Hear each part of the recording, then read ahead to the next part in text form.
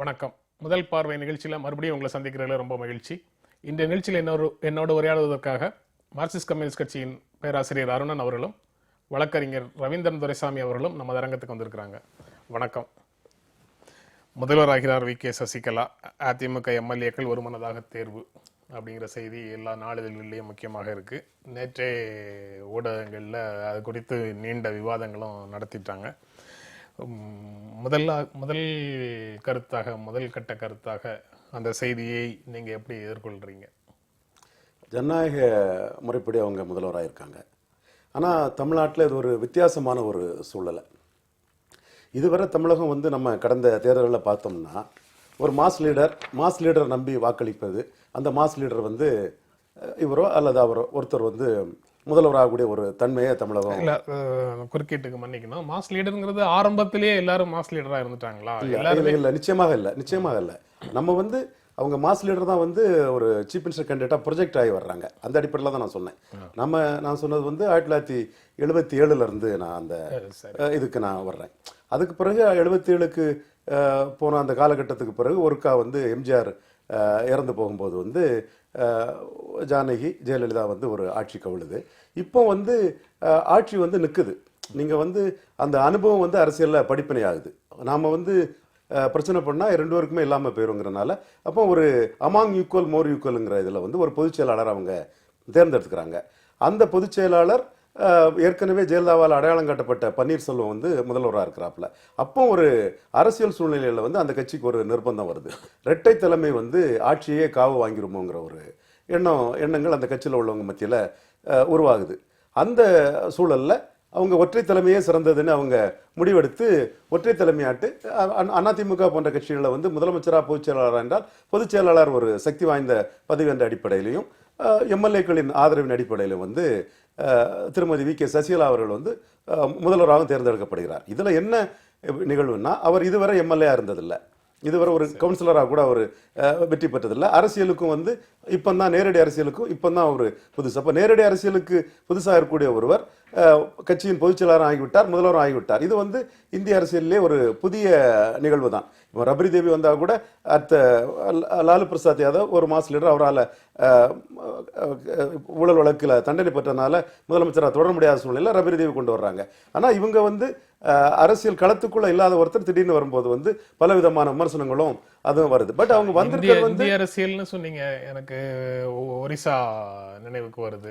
நவீன் பட்நாயக் பிஜு பட்நாயக் மகன் ஒரிசாவும் தெரியாது, வேலை பார்த்து கொண்டிருந்தவர் தெரியாது, அவர் தாய்மொழியே தெரியாத நிச்சயமாக ஒரு நிலையில அவர் நவீன் பட்நாயக் அசைக்க முடியாத ஒரு முதலமைச்சராக அவர் வந்திருக்காரு. அப்ப இவங்க ரெண்டு பதவியுமே இந்த லெவல்ல இது பண்ணும்போது இந்த கட்சியில அது நவீன் பட்நாயக் ஒரு பிஜு பட்நாயக்கோட ஒரு மகனா இருந்தார். அந்த இதில் வந்தாங்க. இவங்க வேற அடிப்படையில் வரும்போது அந்த கட்சிக்குள்ள ஏற்றுக்கொண்டாலும் கூட வெளியில பல விமர்சனங்களும் பல விதமான பார்வைகளும் இருக்குது. இது நாம தெளிவா பார்த்தோம்னா, ஜெயலலிதாங்கிற ஒரு மாஸ் லீடர் இறந்து போயிட்டாங்க.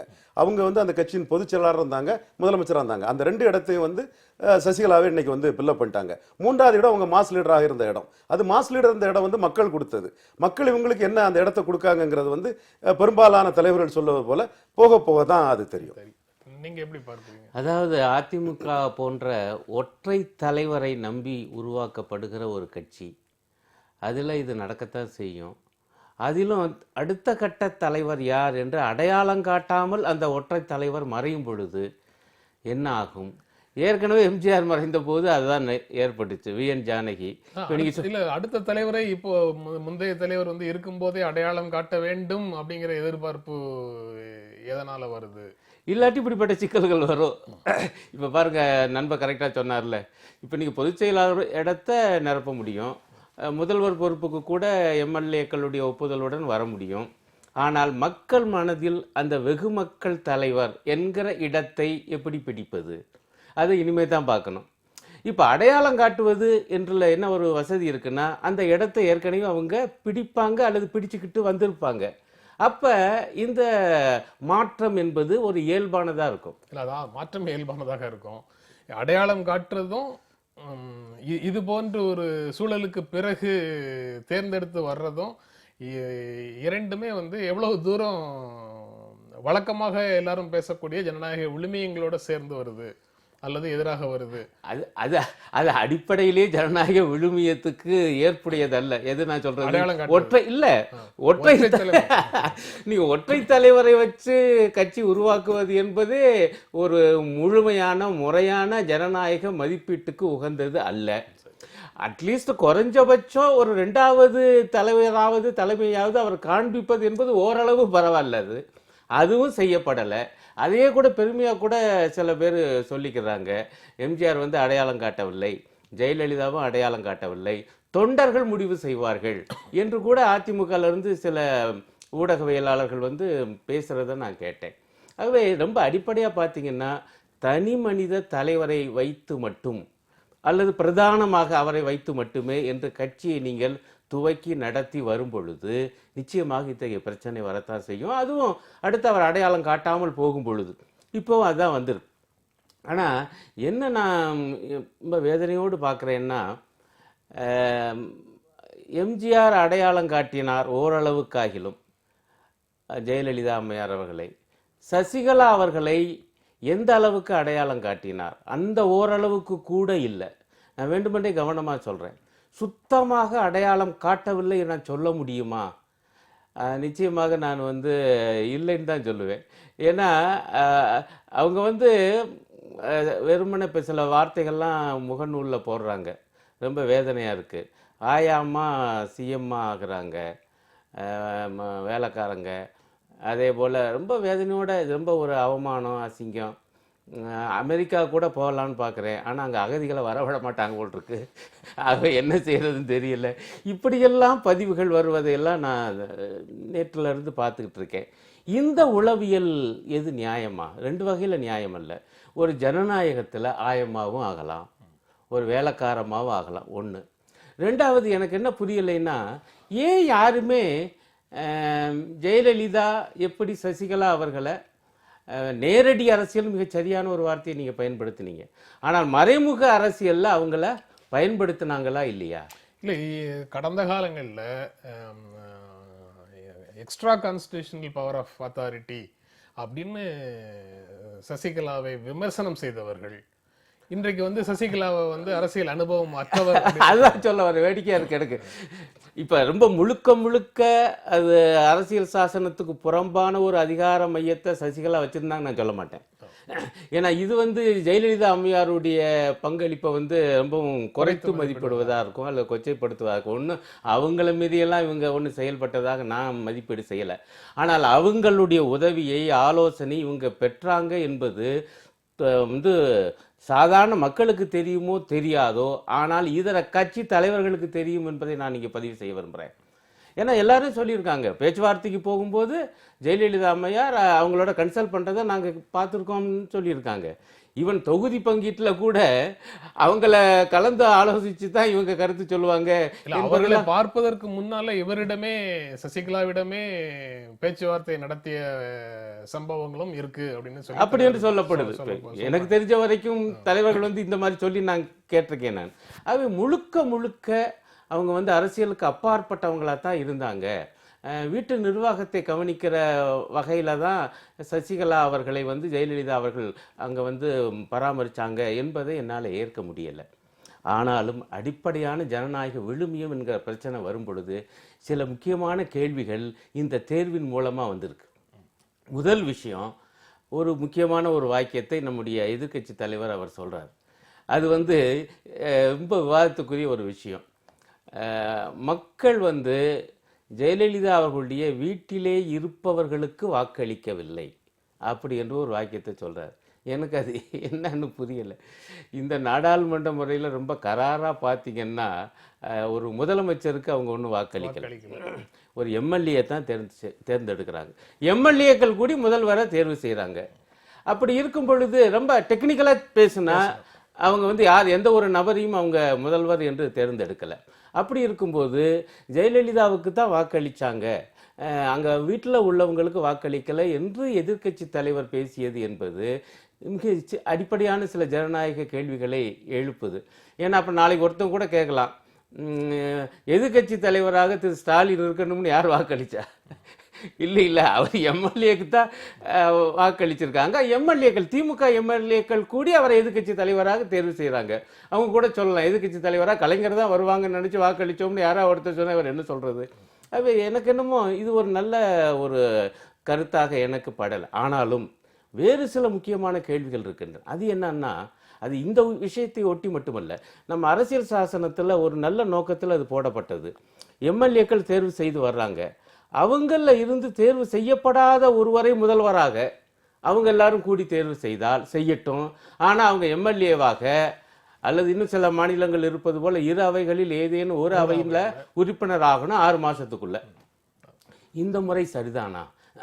அப்போ இன்னைக்கு நம்ம ஜனநாயகம் வளர்ந்துட்டு இருக்கக்கூடிய ஒரு சூழல்ல, ஒரு விழிப்புணர்வு அதிகமாக இருக்கக்கூடிய ஒரு சூழல்ல இருக்கக்கூடிய எம்எல்ஏக்கள் இருந்து ஒருவரை முதல்வராக தேர்ந்தெடுக்க முடியாத நிலைமை தான் இந்த 2017 இருக்கா என்கிற கேள்வி. இது எதுக்கு இப்போ இந்த மாதிரி வாதம் ரொம்ப நல்ல விஷயம்.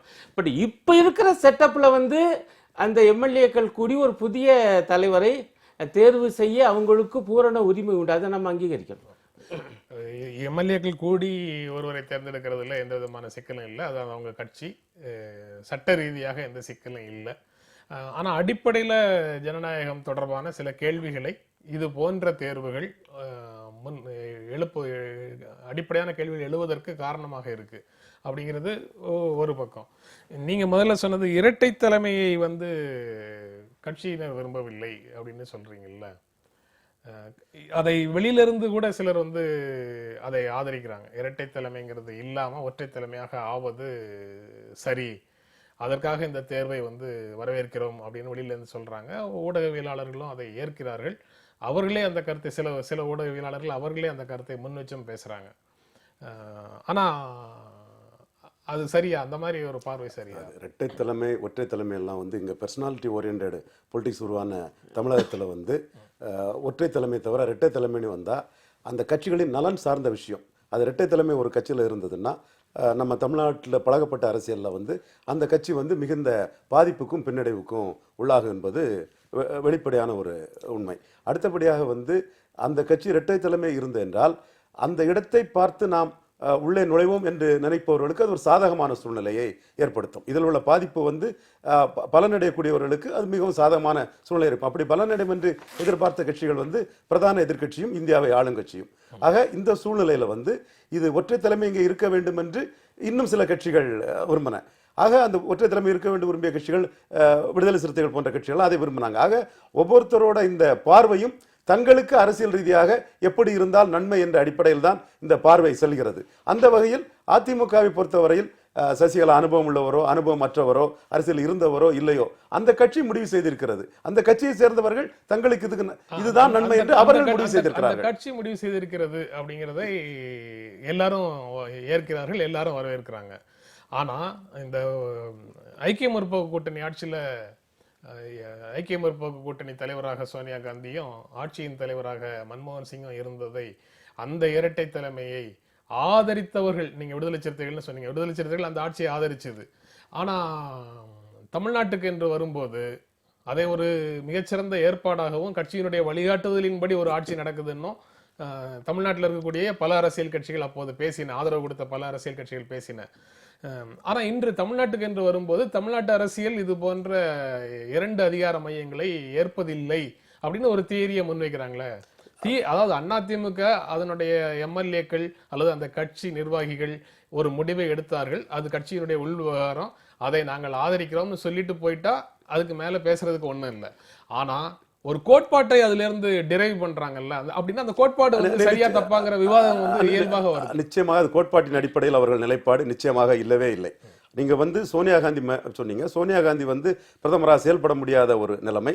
அப்படி இருந்த போது கூட செயல்பட முடியாத நிலைமைங்கிறது எல்லாமே ஊகங்களின் அடிப்படையிலான இல்ல, அவர்களே அதை பின்வாங்கி கொண்டார்கள் கூட எடுத்துக்கொள்ளலாம். அவர்கள் வந்தால் அவங்க தான் 2 எலெக்ஷன்ல அவங்க தலைமையில தான் அத்வானியை விடவும் வாஜ்பாயை விடவும் காங்கிரஸ் அதிக வாக்குகள் பெற்றிருக்கிறது, இந்துக்கள் வாக்குகளை பெற்றிருக்கிறது. நான் பலமுறை பதிவு செய்திருக்கிறேன். என்றாலும் கூட அப்படி வரும்போது அது ஒரு பின்விளைவை ஏற்படுத்துவோம் என்று அவர்கள் தங்களை விலக்கிக் கொண்டார்கள். அப்படி மன்மோகன் சிங், சோனியா 10 வருஷம் ஒரு ஸ்டேபிள் கவர்மெண்ட் இந்தியா வரலாற்றிலே ஒரு மிகப்பெரிய முக்கியமான ஒரு அம்சம் தான். அதை கூட அவர்கள் வந்து கடைசி நேரத்தில் அவர் கிளைம் பண்ணவில்லை என்பது வேறு விஷயம். இப்பொழுது சொல்லக்கூடிய கட்சிகள் எல்லாம் தங்கள் நிலைப்பாட்டில் இருந்து தான் சொல்கிறார்கள். இப்பொழுது வந்து வாசன் வந்து இது அவசரம் என்று சொல்கிறார். அப்பொழுது வாசனுக்கு வந்து இந்த பார்வையில் என்னன்னா சசிகலாவின் லீடர்ஷிப்பை மக்கள் உண்மையாக ஏற்றுக்கொள்ள மாட்டார்கள், இது நமக்கு எந்த வகையிலும் பயன் பெறாது என்ற ஒரு கருத்து எண்ணம் வந்து அவருக்கு மனதில் இருக்கலாம். பாஜக வந்து இதே மாதிரி எதிர்கருத்தை சொல்கிறது. அப்போ இதற்கு எதிரான ஒரு கருத்துக்கள் நமக்கு ஆதரவு வளையத்தை கொடுக்கும் என்று அவர்கள் நினைத்துக் கூறுகிறார்கள்.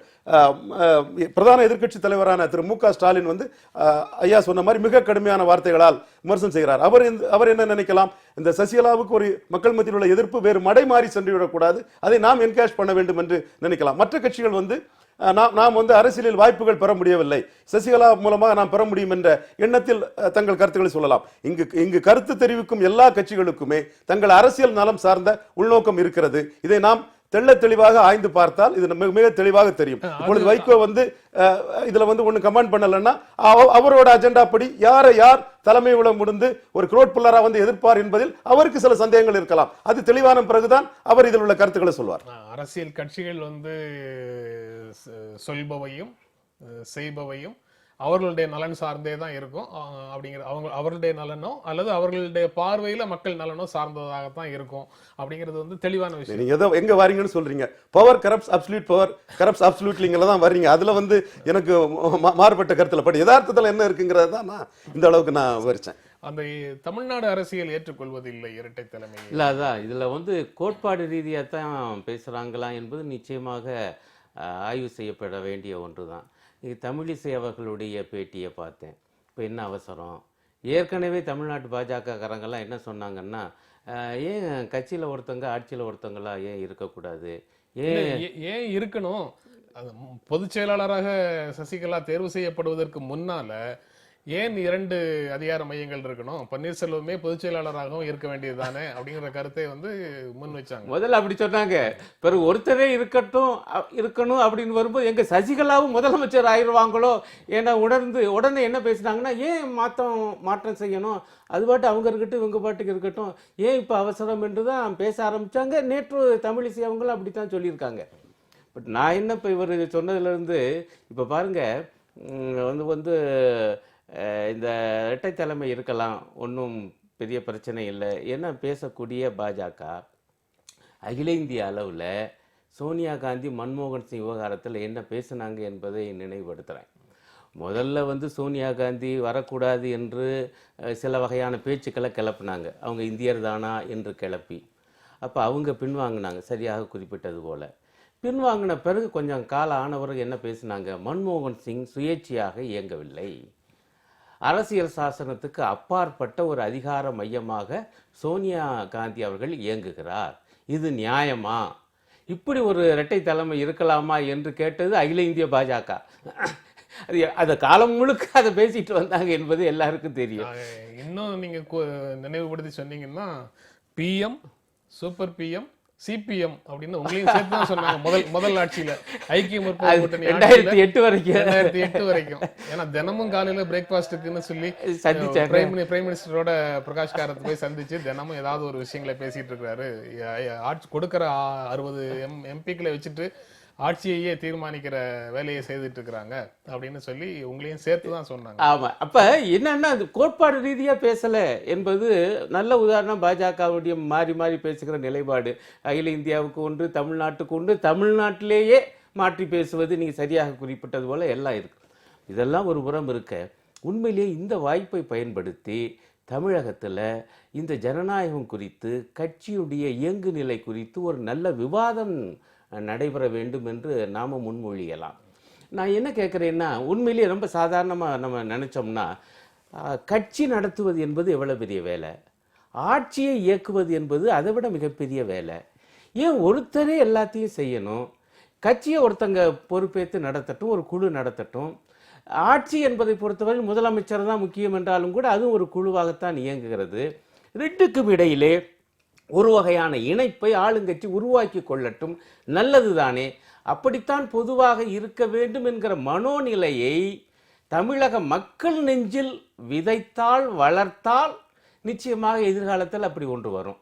ஆனால் இன்றைக்கு அது ஒரு இலக்காக லட்சியமாக இருக்கலாம், அதை பற்றி விவாதத்தை நம்ம இப்படி துவக்கலாம். ஆனால் இன்றைக்கு என்னை பொறுத்தவரை என்ன கவலைன்னா, அதிமுக பொறுத்தவரையில் அவங்க கோணத்துல இருந்து பார்த்தீங்கன்னா அது சரிதான் அந்த ஒற்றை தலைமை என்பதை நான் சொல்லுவேன். இன்றைய சூழல்ல நான் முதல்ல நல்ல லட்சியங்களெல்லாம் சொல்லிட்டேன். எதை வச்சு நான் சொல்ல வர்றேன்னா, பாஜக ஏன் சசிகலா வந்து முதலமைச்சர் ஆவதை விரும்பலை எல்லாருக்கும் நல்லா தெரியுது. அதே போல் திமுகவும் விரும்பலை. இன்னும் உண்மையிலேயே அதை கூத்துன்னு தான் சொல்லணும். சட்டசபையில் வந்து ஏன் இப்படி பேசணும்? வந்து ஓபிஎஸ் அவர்கள் தொடர்ந்து முதலமைச்சராக இருக்க 5 ஆண்டு காலத்தை பூர்த்தி செய்ய நாங்கள் ஆதரவு தருவோம், இப்படி ஒரு பிரதான எதிர்க்கட்சி சொல்ல வேண்டிய அவசியம் என்ன? இதெல்லாம் வந்து தவறான சமிக்கை வந்து அதிமுக அணிகளுக்குள்ளேயே உருவாக்கிச்சோ என்று கூட நான் யோசிக்கிறேன். இப்போ பிரதான எதிர்க்கட்சியே வந்து முதலமைச்சர் ஆதரிக்கிறது என்றால் இது ஒரு சரியான முறையில் போகுமா? ஏன்னா திமுக அதிமுக என்பது இங்கே எப்படி அரசியல் நடத்தி வந்திருக்காங்க என்று நமக்கு தெரியும். அது ஒரு வகையில் நல்லதில்லை தான். எம்ஜிஆர் எப்படி உருவாக்குனாரு ஏற்கனவே பேசப்படுது. எம்ஜிஆர் என்பவர் வந்து ஒரு நம்பியார் இல்லாமல் உருவாக்க முடியாது சினிமாவில். ஆக அரசியலையும் அந்த மாதிரி உருவாக்கி அப்படி ஒரு எந்த வகையான சமரசத்துக்கும் இடையில்லாத ஒரு போட்டியாளர்களாக திமுக அதிமுக என்பதை உருவாக்குனதில் கலைஞருக்கு ஒரு பங்கு என்றால் மிகப்பெரிய பங்கு எம்ஜிஆருக்கு உண்டு. அதே பாணியத்தை ஜெயலலிதாவும் நடத்தினாங்க.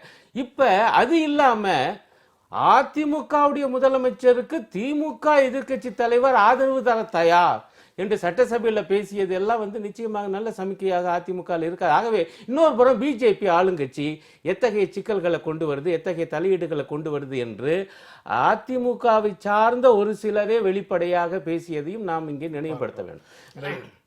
அதாவது சும்மா அவ்வளோதான். எம்ஜிஆர் நம்பியார்னு ஒரு கருத்து சொன்னார். தவறான கருத்து உருவாக்கம் உருவாயிடக்கூடாதுங்க. ஒரே ஒரு தகவலை மட்டும் சொல்கிறேன். 1977ஆம் ஆண்டு வந்து அதிமுகவும் சிபிஎம்மும் கூட்டணி சேர்ந்தாங்க. எம்ஜி ராமச்சந்திரன் 33.3% வாக்குகளை பெற்று வெற்றி பெற்றார். திமுக கழக தலைவர் 24.8% வாக்குகளை பெற்றிருந்தார். அதே மாதிரி அது 4 முனை போட்டியில் பாராவும் மூப்பனாரும் 35% பெற்றார்கள் இணைந்து. அதே மாதிரி 89 வந்து 4 முனை போட்டி நடந்தது.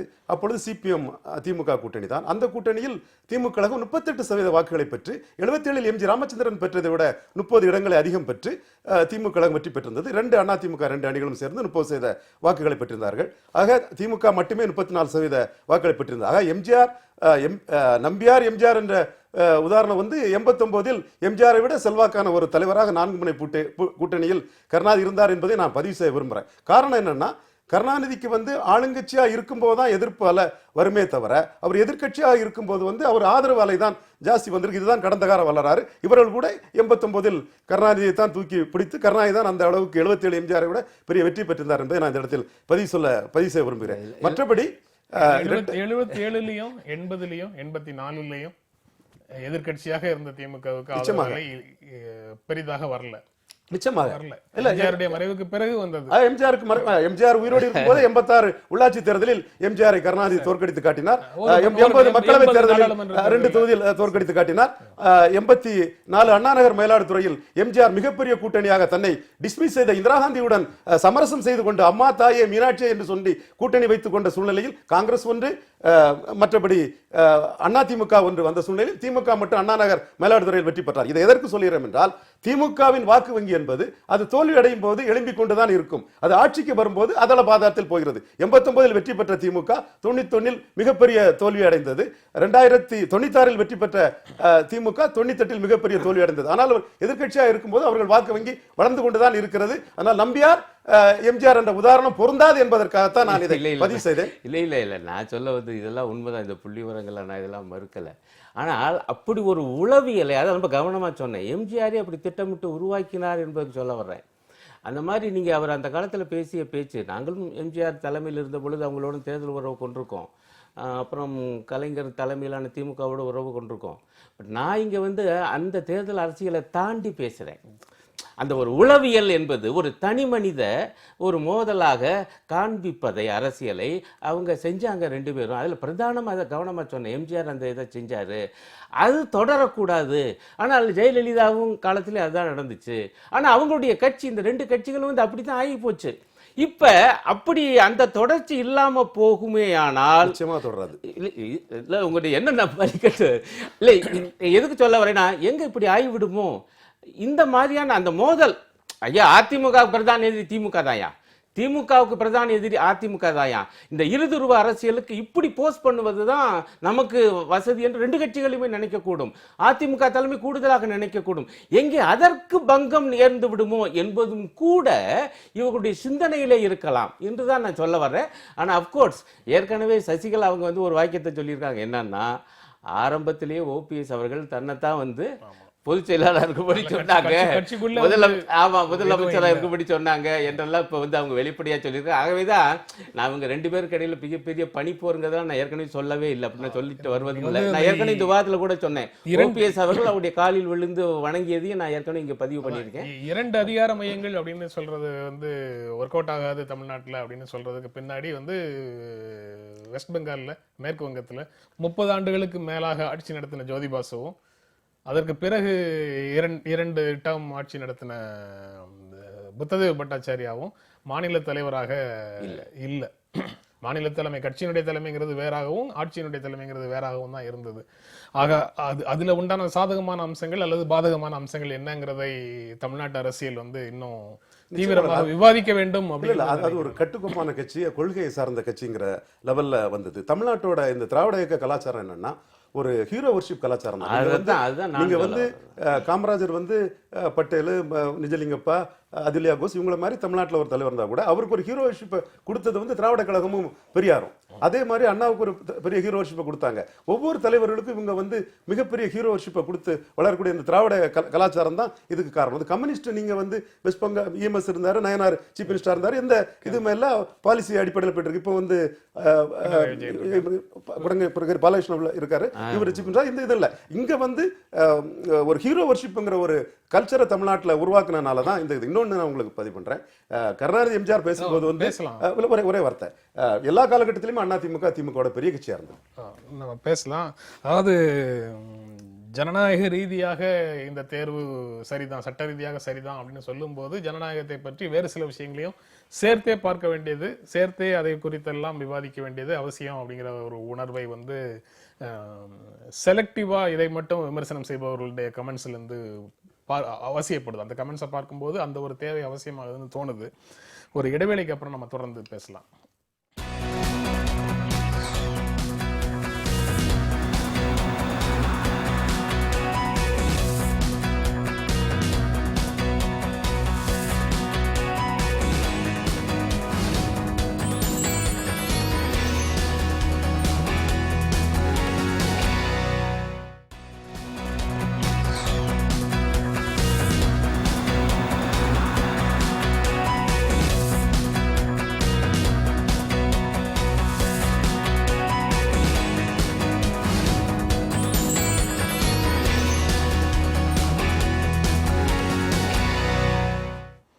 முதலமைச்சராகிறார் வி.கே. சசிகலா அப்படிங்கிற செய்தி வந்து இன்றைய நாளிதழ்கள் முழுக்க இருக்கு.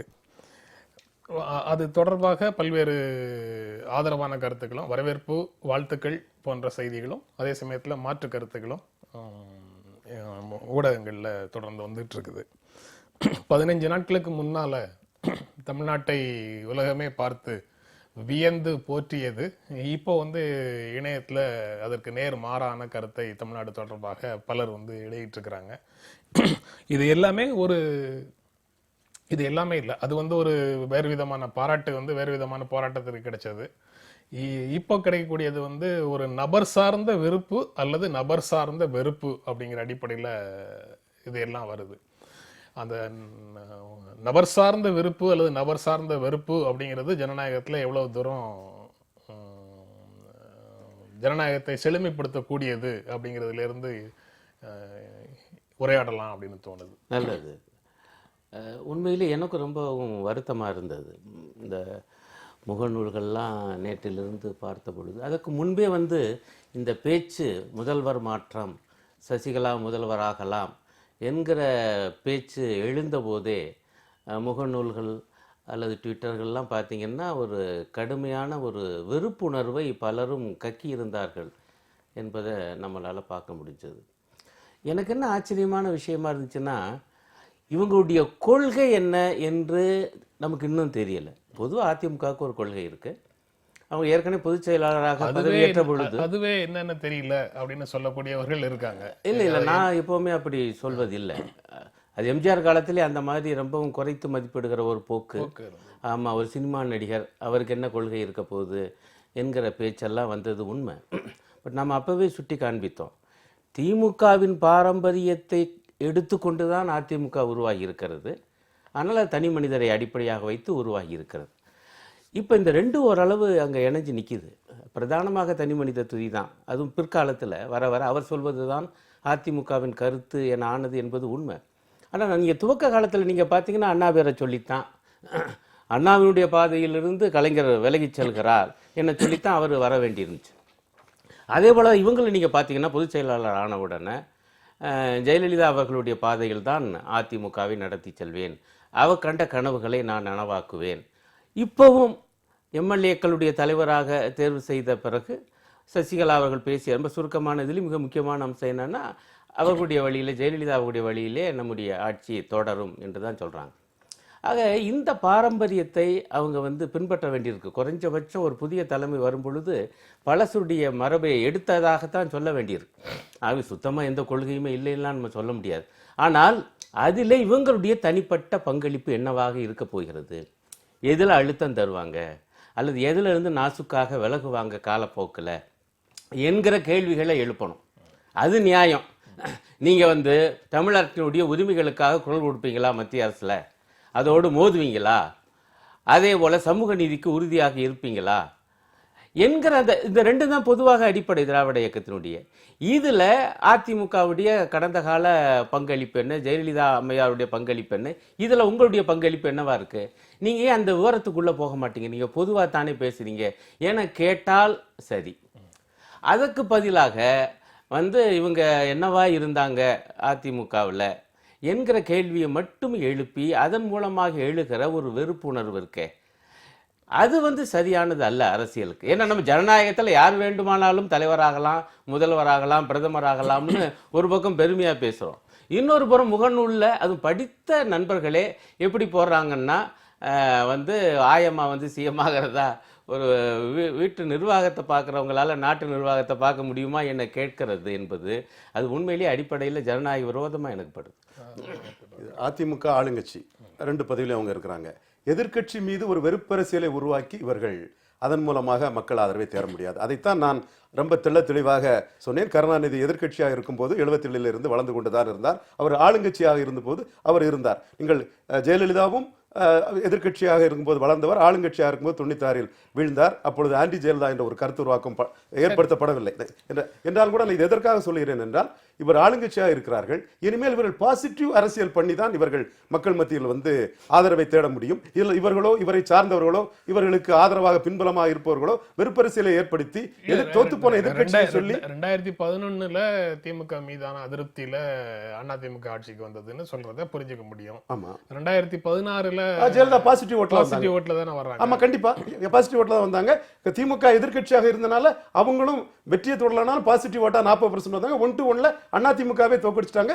காங்கிரஸ் மேல உள்ள எதிர்ப்புல தான் திமுக ஆட்சிக்கு வர முடியாம போச்சுன்னு இவர் பைனான்ஸ் மினிஸ்டர் அருண் ஜேட்லி சொல்றது கூட சரியான ஒரு கருத்து தான். நான் என்ன சொல்றேன்னா, இன்னைக்கு ஆட்சியில் இருக்காங்க, என்னமோ தோத்து போன எதிர்க்கட்சியை குறை சொல்லி அதன் மூலமாக இவங்க வாக்குகளை பலப்படுத்திட முடியாது. யாராவது அப்படி நினைத்தாலும் அவர்கள் ஏமாந்து தான் போவார்கள். பாசிட்டிவ் பொலிட்டிக்ஸ், பாசிட்டிவாக இவங்க என்ன செய்ய முடியுமோ அதன் அடிப்படையில் தான் இவர்கள் மக்கள் ஆதரவை பெற முடியும். குறிப்பாக சமூக நீதி பார்வை. நீங்க சொல்றது பாசிட்டிவா நெகட்டிவாங்கிறது தேர்தல் அரசியல்ல அதிக தனக்கு அடுத்த இடத்துல இருக்கக்கூடிய அரசியல் கட்சி சார்ந்த விஷயங்கள்ல பேசுறீங்க. அதை தாண்டி இந்த விஷயங்கள்ல அது பாசிட்டிவ் விஷயங்கள் என்னன்னா, ஜெயலலிதா இருக்கும்போது அவங்க காஸ்ட் நியூட்ரலா இருந்து அவங்க பார்த்த சமூக நீதி பார்வையை தாண்டி காஸ்ட் ஐடென்டிட்டி உள்ளவங்க இவங்க பார்த்த சமூக நீதி பார்வை பரவலாக எந்த இடத்தில் தங்களுக்கு எதிர்ப்பு வரும் என்பதெல்லாம் பார்த்து சரி செய்ய வேண்டிய நிலைமையில் அவர்கள் இருக்கிறார்கள். அதை அவர்களுடைய முடிவு. அது அடுத்தபடியாக மத்திய அரசோடு இவர்களுக்கு இருக்கக்கூடிய உறவு பற்றியும் அடுத்தபடியாக இவர்கள் அசெட் லீடராக இருப்பதா அல்லது பப்பட் லீடராக இருப்பதா என்பது அந்த லீடர்ஷிப் எடுக்கக்கூடிய டிசிஷன்லையும் அவர்களுடைய ஸ்டைல்லையும் பார்த்து தான் நம்ம அதை முடிவு பண்ண முடியும். அடுத்தால ஜெயலலிதாவின் பாப்புலாரிட்டி கூட எந்த அளவுக்கு உயர்ந்தது என்றால் 2011க்கு பிறகு மத்திய அரசுக்கு எதிராக தமிழகத்தின் நலனை காப்ப எந்தெந்த விஷயங்களெல்லாம் எவ்வளவு மேக்சிமம் ஃபைட் பண்ண முடியுமோ அந்த ஃபைட்டை வந்து இவங்க கொடுத்தாங்க. தமிழக வரலாற்றிலே மிகப்பெரிய அளவில் ஜெயலலிதா கொடுத்தாங்க. அது ரெண்டாவது வந்து ப்ரோ புவர், ஏழை மக்களின் நலன் சார்ந்த, பெண்கள் நலன் சார்ந்த ப்ரோ புவர் இமேஜ், இந்த ரெண்டும் தான் ஜெயலலிதாவுக்கு லீடர்ஷிப்பை வந்து 2011க்கு பிறகுதான் அதை பெரிய அளவில் கொண்டு போச்சு. என்ன சொல்ல போனா 2010 இதே ஜெயலலிதா ரெட்டையிலை சின்னத்தில் அவர் தலைமையில் ஒரு சாதாரண ஒரு வட்டார கட்சியிடம் கீழே போய் 3வது போய் டெபாசிட் இழந்தவர் தான். 11க்கு மீது அவருடைய சூழ்நிலையிலும் அரசியல் நிலைப்பாட்டிலும் தான் அந்த பாசிட்டிவ் அப்ரோச்சிலும் மத்திய அரசை எதிர்த்து தமிழக நலனுக்காக என்ன வந்தாலும் எத்தனை பிரச்சனைகள் தனக்கு இருந்தாலும் அதை எதிர்த்து போராடிய தன்மையாலும் தான் ஜெயலலிதா வந்து முழுமையான ஒரு மக்கள் ஆதரவை வந்து 2011க்கு மேல் பெறுகிறார். ஆக இந்த சூழ்நிலையெல்லாம் கருத்தில் கொண்டு இவர்கள் அடுத்தால என்ன நிலைப்பாடு எடுக்கிறார்கள், எப்படி இவர்கள் செயல்பட போகிறார்கள், இவருடைய ஆட்சியின் திறன் என்ன, தன்மை என்ன, மந்திரி சபையில் வந்து எத்தகையவர்களை, திறமையானவர்களை எப்படியெல்லாம் இவர்கள் கொண்டு வரப்போறார்கள் என்பதை பார்த்து அதன் பிறகுதான் இவர்களுடைய மக்கள் ஆதரவுடைய விளைவு சொல்ல முடியும். இது ஒரு விதமான அரசியல் பார்வை.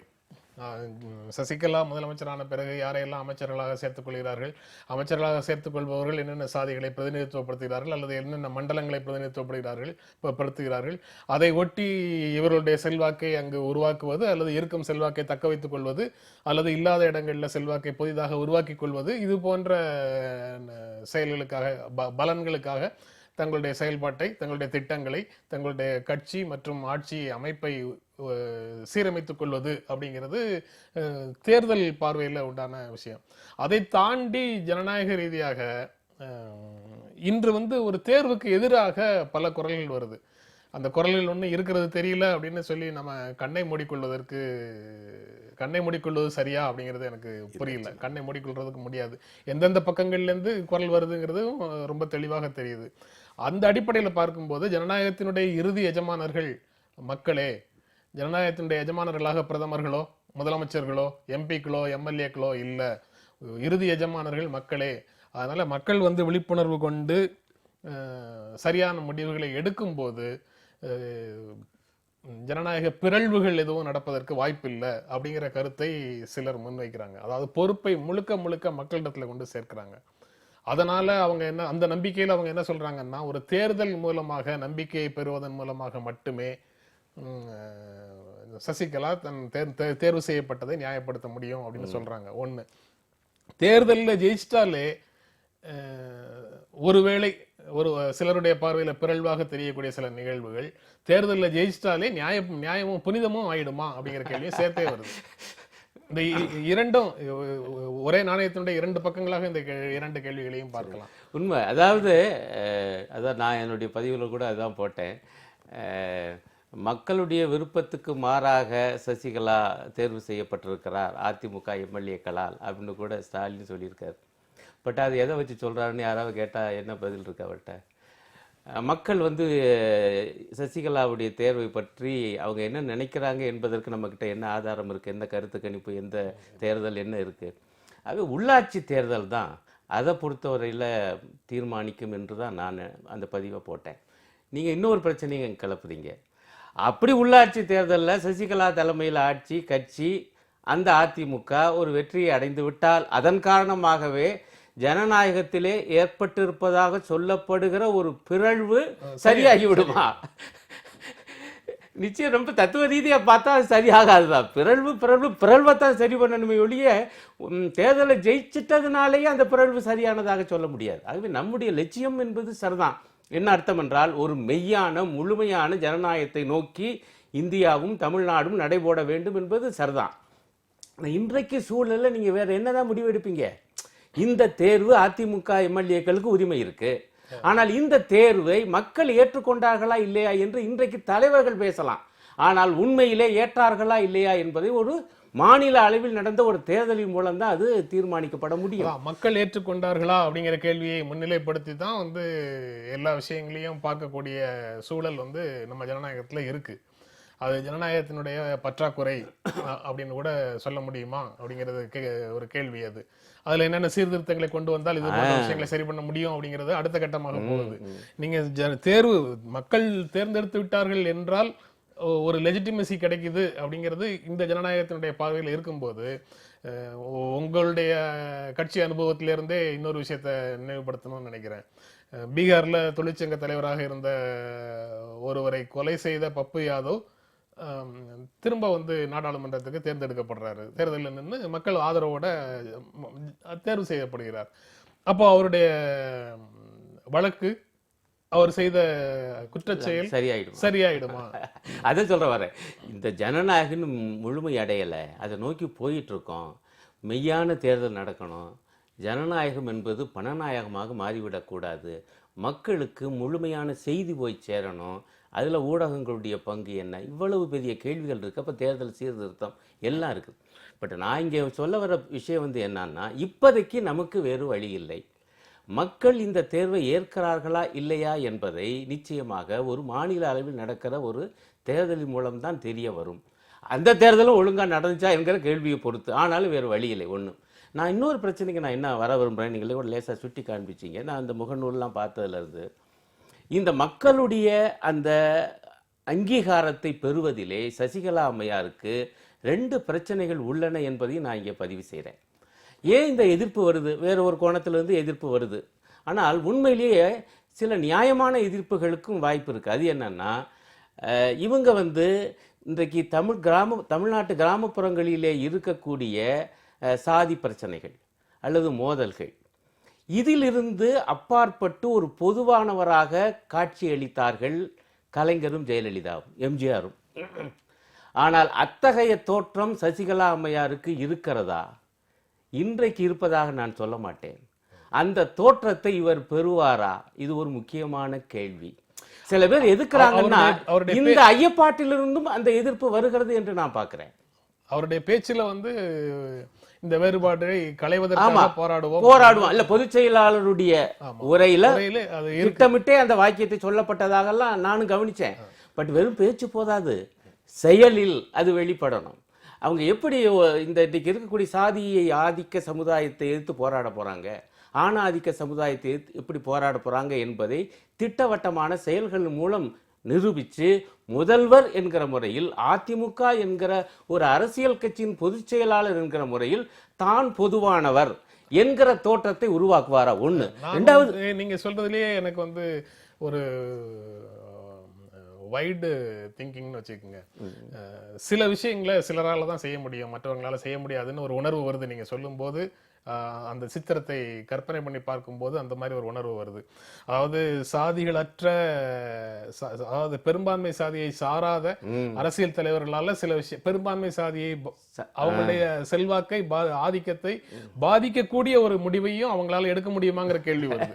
அதனால சில விஷயங்களை வந்து பெரும்பான்மை சாதியை சேர்ந்த நபர்கள் மட்டுமே தான் துணிவாக எடுக்க முடியும். அதுக்கு அந்த எதிர்குறல்களையும் அவங்களால தான் வந்து எதிர்கொள்ள முடியும். இது ஒரு நல்வாய்ப்பு கூட நம்ம பார்க்கலாம், நல்வாய்ப்பாகவும் பார்க்கலாம். நீங்க நம்ம வெளிப்படையா பேசலாம். அந்த மனத்துணிவும் அந்த பாதையில போகக்கூடிய கொள்கையும் ஒருவருக்கு இருக்கா இல்லையாங்கிறது நடைமுறையில் நிரூபிக்கணும். இப்ப பிற்படுத்தப்பட்ட சமுதாயத்தை சார்ந்தவங்க தான் மிக அதிகமானோர். அங்கே வந்து எல்லாரும் வந்து சாதி வெறியோட எல்லாம் ஒன்றும் கிடையாது. அதற்குள்ள சில சாதி வெறி சக்திகள் இருக்கு, ஒவ்வொரு ஜாதிக்குள்ளேயும் இருக்கு, அது இருக்குது.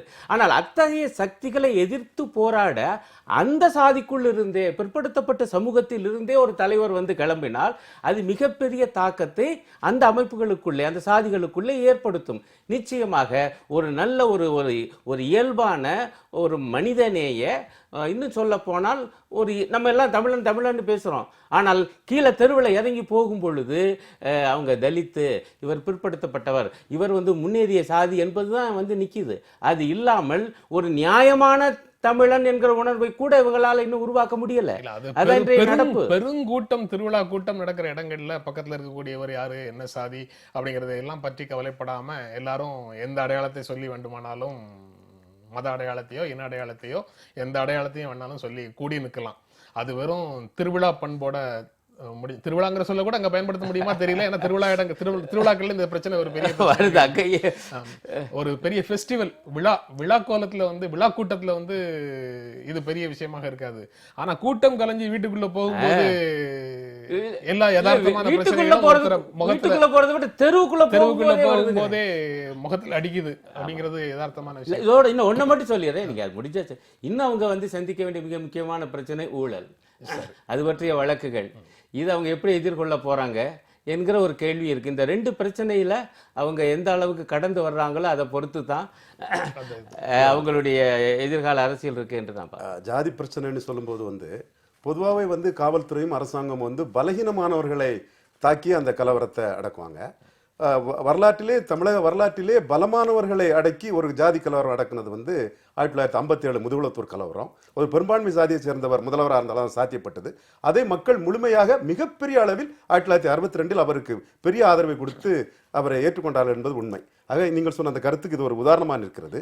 மற்றபடி நீங்கள் சசிகலா அவர்களுடைய மக்கள் அங்கீகாரம் எப்படி இருக்கு என்றால், அவர் சொன்ன மாதிரி உள்ளாட்சி தேர்தலில் அதிமுகவின் பெர்ஃபார்மன்ஸ் எவ்வளவு பண்ண முடியும், இவர்கள் எவ்வளவு பண்ணுகிறார்கள், அது வந்து கூடுதலாகவும் இருக்கலாம் குறைவாகவும் இருக்கலாம். அது எந்த அளவு இருக்கிறது என்பதை வைத்துதான் நாம் அளவிட முடியும். அதுதான் முதல் டெஸ்ட். உள்ளாட்சி தேர்தலில் அதிமுகவை ஜெயலலிதா கொண்டு போன மாதிரி வெற்றி பாதையை கொண்டு போவாரா, அதன் அளவு எவ்வளவு, உயரம் எவ்வளவு என்பதுதான் இதை நாம் வைத்துதான் அளவிட முடியும். இதற்கு முன்பாக ஜெயலலிதா வந்து எல்லா தேர்தல்களிலையும் நிச்சயமாக இல்ல. அனைத்து இந்திய அண்ணா திராவிட முன்னேற்ற கழகத்துக்கு தேடி தந்த வெற்றி என்பது இயல்பான ஒன்றா? அந்த வெற்றிகளுக்கு பின்னால எவ்வளவு கடுமையான விமர்சனங்களை அவரே தோத்திருக்காரு. அதே நான் சொல்றேன். இப்போ வந்து இவங்க வந்து தோற்றிருக்காங்கிறது எவ்வளவு உண்மையோ அதே அளவு இதுல வந்து என்னன்னா வேறு வகைகள்ல அந்த வெற்றியை தேடினார்கள்ங்கிற குற்றச்சாட்டும் அந்த வகையில எல்லாம் ஒன்னும் பெரிய அளவுக்கு பண்ண முடியாது. அந்த வகை இருக்குதுன்னா ஆளுங்கட்சிக்கு வந்து ஒரு இது இருக்குது. அது வந்து ஒரு அந்த அளவு உயரம் தெரியும். இப்ப நீங்க வந்து ஒரு 10% ஓட்டை வந்து வேணா ஒரு இடைத்தேர்தல்ல ஏத்திரலாமே தவிர நீங்க வந்து அதை தாண்டி ஒண்ணு பெரிய அளவுக்கு அதை செய்ய முடியாது. நம்ம அந்த அளவுகள் 5% வாக்குகள்ல வந்து வெற்றி தீர்மானிக்கப்படுது போது நீங்க வந்து பூஸ்ட் பண்ற 10% நான் வந்து செல்வாக்கின் அளவுக்கு நான் முதல்ல இருந்து நான் இதை கேட்கறது ஒரே ஒரு விஷயம், தேர்தல் வெற்றி மட்டுமே சில விஷயங்களை நீங்க வந்து உள்ளாட்சி தேர்தலில் சசிகலா தலைமையிலான அதிமுக தோக்குதே வச்சுடுங்க, ஸ்டெபிலிட்டி ஒன்றும் பாதிக்காது. ஏன்னா திண்டுக்கல்ல கருணாநிதி 3வது போன பிறகும் இன்னா வருது இன்னா ஆட்சின்னு எம்ஜிஆர் சொல்லிட்டு தான் தவிர கருணாநிதி வந்து அந்த கடைசி ஒரு 3 மாசம் வரை எம்எல்ஏக்களும் அவர் கூட தான் இருந்தாங்க. திரும்ப கேட்பதனுடைய பொருள் இதுதான். அதாவது தேர்தலில் வெற்றி பெற்றால் ஒரு லெஜிட்டிமசி அவங்களுக்கு கிடைக்கும்னு சொல்றாங்கல்ல சிலர். அந்த லெஜிட்டிமசி வந்து அந்த அந்த முழக்கத்தில் இருக்கக்கூடிய உள்ளீடற்ற தன்மையை தான் நான் வந்து நீங்க வந்து ஜனநாயகத்தில் எஜமானர்கள் மக்கள் சொல்லும் போது அந்த அங்கீகாரம் இருந்தால்தான் கட்சிக்குள்ளே வந்து இந்த மரியாதை இருக்கும் என்பதுதான். அதுலயே என்னன்னா ஜனநாயகத்திலே இறுதி எஜமானர்கள் மக்களேன்னு சொல்லிட்டு தேர்தல் ஓட்டு போட்டுட்டு போற மக்களுடைய பங்கேற்பை வாக்களிப்பதோடு நிறுத்தி விடுற நிலைமையில இருந்து நான் அதை கேட்கல. மக்கள் வெறும் பார்வையாளர்களாக இல்லாமல் பங்கேற்பாளர்களாக இருக்கும்போது ஒவ்வொரு விஷயத்திலையும் ஆட்சியில் இருக்கக்கூடியவர்களையும் அல்லது தங்களை பிரதிநிதித்துவப்படுத்துகின்ற அரசியல் கட்சிகளுக்கும் அழுத்தம் கொடுக்கக்கூடிய அவர்களுடைய முடிவுகளில் செல்வாக்கு செலுத்தக்கூடிய அளவுக்கு பங்கேற்பாளர்களாக மக்கள் இருப்பதுதான் ஜனநாயகத்தில் ரொம்ப முக்கியமான அம்சம். அந்த திசையை நோக்கி தமிழ்நாட்டு அரசியலை கொண்டு போகாம தேர்வு செய்ததுக்கு பிறகு என்னுடைய முடிவுகள் என் சார்ந்த முடிவுகள், என் வாழ்க்கை தொடர்பான அனைத்து முடிவுகளையும் நான் தேர்ந்தெடுத்த அரசாங்கமே பார்த்து கொள்ளும் அப்படின்னு இருக்கிற ஜனநாயகத்தை இல்ல நீங்க அந்த நன்மையில வந்து பார்ட்டிசிபேட்டிவ் பொலிட்டிக்ஸ் வந்து இப்ப ஜாஸ்தி வரும். நீங்க வந்து ஏற்கனவே இருந்த தனிநபர் பொலிட்டிக்ஸ் இந்த டைனமிக்ஸ் வந்து முழுக்க மாறி போயிட்டு, அதனால தான் மீண்டும் நான் சொல்றேன், ஒரு ஆளுங்கட்சி எதிர்கட்சியை குறை சொல்லி செல்வாக்கு தேட முடியாது. பாசிட்டிவா மக்களுக்கு அக்கௌண்டபிலிட்டியை காட்டி தான் அந்த கட்சி நிற்க முடியுங்கிறதா மீண்டும் அழுத்தி நான் சொன்னதுக்கு காரணம் அதுதான். நீங்க அந்த மாதிரிப்பட்ட ஒரு அரசியல் தனிநபர் அரசியல் வந்து காலகட்டத்தில் வந்து காங்கிரஸ் கட்சி வந்து பாராளுமன்றத்தில் 80 to 96 வரை எதுவுமே பண்ணாம ஒண்ணுமே பண்ணாம தமிழ்நாட்டில் அதிக எம்பிக்களை அந்த கட்சி வந்து மூப்பனாரோட சின்ன வியூகத்தின் மூலமாகவே அது கொண்டு செலுத்தி கொண்டிருந்தது. இன்னைக்கு வந்து அந்த மாதிரிப்பட்ட ஒரு சூழல் வந்து மாறிட்டு. காரணம் என்னன்னா, நீங்க அந்த மாதிரிப்பட்ட தனிநபர் பிம்பமாக இருந்த தலைவர்கள் வந்து ஒருவர் போய்விட்டார், இன்னொரு வந்து அரசியல் செயல்பாட்டை மிகவும் குறைந்து விட்டது. ஆக எல்லா தலைவர்களுமே இன்னைக்கு வந்து தங்களை மக்கள் மத்தியில் எஸ்டாப்ளிஷ் பண்ண வேண்டிய நிலைமையில் தான் இருக்கிறார்கள். திரு ஸ்டாலின் அவர்கள் கூட மேயராக இருந்திருக்கலாம், ஆனால் தமிழகம் என்று வரும்போது அவர் முதலமைச்சராக சொல்லி ஒரு தேர்தலை அவர் சந்திக்கவில்லை. ஆக இப்படி வந்து இன்னைக்கு களத்தில் இருக்கக்கூடியவர்கள் புதிதாக வந்து இளையவர்கள் தங்களை அரசியலில் நிரூபித்து விடலாம் என்று கருதுபவர்கள் எல்லாருமே தங்களை நிரூபிக்க வேண்டிய நிலையில் இருக்கிறார்கள். அந்த அரசியல் களம் வரும்போது தலைமைக்கு மக்கள் எப்படி வாக்களிக்கிறார்கள், யார் யார் தலைமைக்கு என்னென்ன இடம், யார் யாருக்கு எவ்வளவு இதுங்கிறது வந்து உள்ளாட்சி தேர்தலில் ஒரு ஓரளவு நமக்கு உள்ள அந்த ரேகை தெரியும். அதை தொடர்ந்துதான் மற்ற அரசியல்கள் நகரும். இல்ல இது அடிப்படையா உங்களுடைய கேள்வி சார் தான். தேர்தல் வெற்றி அநியாயத்தை நியாயமாக்கி விடாது. இல்ல, இதுக்கு பொருள் வந்து இந்த தேர்வை நம்ம வந்து நியாயமோ அநியாயமோ அப்படிங்கிற கோணத்துல பார்க்கல. சரி. ஆனா அதாவது தேர்தல் சிலருடைய வாதங்களில் இருந்து வரக்கூடிய உண்மை. flip side பேசலாம் அப்படிங்கிற மாதிரி. உண்மைதான். தேர்தல் வெற்றி சகல அநியாயங்களையும் நியாயமாக்கி விடாது என்பது சரிதான். ஆனா தேர்தல் வெற்றி எப்படி பங்களிப்பை செலுத்துதுன்னா, மக்களுடைய மனசுல ஆஹா இந்த கட்சி ஜெயிச்சிருச்சு, ஆகவே இதுதான் தொடரும், அல்லது இது மீண்டும் ஆட்சிக்கு வரும், இவங்க தலைமையால ஜெயிக்க முடியுது என்கிற எண்ணம் உருவாகுது பாருங்க. அது ஒரு அரசியல் கட்சிக்கு முக்கியமானது. அதை நம்ம மறுத்து பேச முடியாது இந்த நாடாளுமன்ற ஜனநாயக முறைமையில். ஆகவே தான் நான் தேர்தலுக்கு முக்கியத்துவம் கொடுத்தேன். ஒன்று. ரெண்டாவது விஷயம், இந்த தேர்தல் வெற்றி தோல்வியை தாண்டி அரசியல், மக்கள் அரசியல், அவர் சொன்னது போல அந்த பார்ட்டிசிபேட்டரி பாலிடிக்ஸ் என்று மக்கள் வந்து தேர்தலை தாண்டி பங்கு கொள்கிற அரசியல் என்பதும் வரத்தான் செய்யும். ஏற்கனவே வந்துருச்சு இந்த ஜல்லிக்கட்டு போராட்டத்தில் என்பதை நான் சுட்டி காட்ட விரும்புகிறேன். இது வந்து ஜல்லிக்கட்டுக்காக மட்டும் நடந்த போராட்டம் அல்ல. நிச்சயமா இருந்த அழுத்தமெல்லாம் சேர்ந்து நிறைவு செய்யற இடத்துல இருக்கிறோம். வெடிக்கிறதுக்கு ஏதேனும் ஒரு வாய்ப்பை தேடிக்கொண்டிருந்த பொழுது ஜல்லிக்கட்டுக்கான போராட்டம் வந்து சேர்ந்தது. ஆகவே தான் அது மிகப்பெரிய எழுச்சியாக வந்துச்சு. அதை தொடர்ந்து தான் நீட்டுக்கு கூட ஒரு மசோதாவை கொண்டு வந்து அவங்களால நிறைவேற்ற முடிஞ்சது என்பது ஏன் இவ்வளவு நாளா செய்யல. ஆகவே நிச்சயமாக தேர்தலை தாண்டிய போராட்ட அரசியல், மக்களின் நேரடி பங்கேற்கும் அரசியல் என்பதும் தமிழ்நாட்டில் ஏற்கனவே வந்துருச்சு, அது தொடரும் என்பதுதான் என்னுடைய நம்பிக்கை, எதிர்பார்ப்பு. பார்ட்டிசிபேட்டரி பொலிட்டிக்ஸ் டெல்லியில வந்திருக்கு, பஞ்சாப்ல வரும்னு சொல்றாங்க, பார்ப்போம். அதை வந்து ஒரு கட்சியோட சேர்த்து இல்ல, அவங்க கட்சியோட சேர்ந்தா கூட அவங்களோட அணுகுமுறை மற்ற கட்சிகளோட எஸ்டாப்ளிஷ் பார்ட்டியோட வித்தியாசமா இருக்குது. அவரு அமைதியை விரும்பக்கூடிய ஒரு சமூகம் வந்து வன்முறை மூலமாக கட்டமைக்கப்பட முடியாது. அதே மாதிரி ஒரு ஜனநாயகம் தலைத்தோங்கக்கூடிய ஒரு சமூகம் வந்து இலக்கும் ஜனநாயகமா இருக்கணும், அதை எட்டக்கூடிய வழிமுறை ஜனநாயகமா இருக்கணும். அந்த இரண்டையும் சேர்த்து கொண்டு போகிற ஒரு சமூகத்துல தான் ஜனநாயகம் தலைக்கும். மக்கள் அதைத்தான் ஆதரிப்பார்கள். அந்த திசையில தமிழ்நாடு தொடர்ந்துன்னு சொல்ல முடியுமா தெரியல. தமிழ்நாடு அந்த திசையில போகுமா? மக்கள் தான் சுப்ரீம், அதுல எந்த மாற்றமும் இல்லை. இந்த நிகழ்ச்சியில பங்கேற்று உங்களுடைய கருத்துக்களை பகிர்ந்து கொண்டதற்கு நன்றி. மீண்டும் சந்திப்போம். நன்றி, வணக்கம்.